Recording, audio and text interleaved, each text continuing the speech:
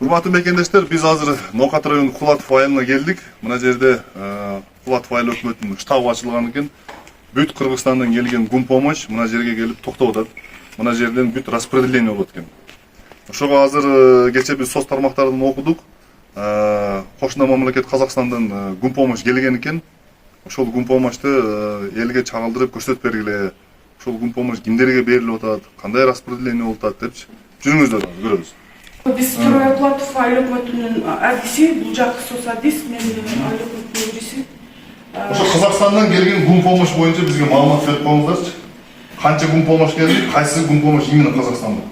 Биз кечээ ушул окуя болгондон бери атайын өкмөттөн буйрук чыгып, штаб ачып, ушул жабык тарткан адамдарга тамак аш, ысык тамак, ушул керек жарак буюмдарды зарыл болгон жарандарыбызга жеткирүү үчүн атайын өкмөттөн буйрук чыгып, ушул жер штаб, бул Кулатов айыл өкмөтүнүн штабы.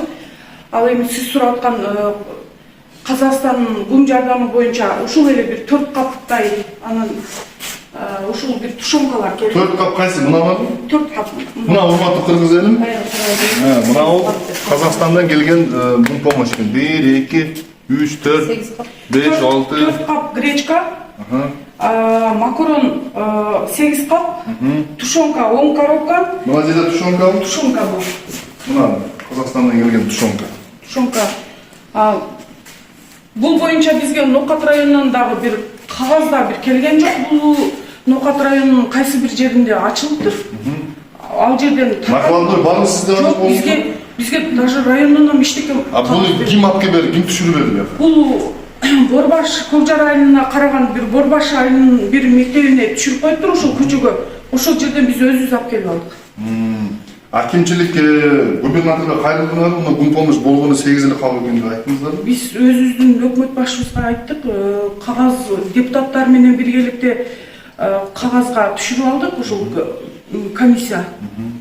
Бул боюнча бизге эч кандай кагаз деле келген жок. Бизге эч кандай чатыр-патыр деп соц тармакта элдер наразычылык билдирип аткан андай бизге буюмдар бизге келген жок. Ушул карапайым элибизден айлансак болот. Бул жагы Баткен, бул жагы Ноокаттын Кызыл Кыянын тургундары бүт ысык тамак, керек жарак, помидор буюмдарды, азык тамактарды алып келип, ошо азыр жумушчу иштеп аткан топторго бүт ушул элден түшкөндөрдү берип атабыз. Биз азыр мына Апшыр сайдын башына барып келдик. Ошол жерден элдер өздөрү тамак пиширип, өздөрү курсагын тургузду.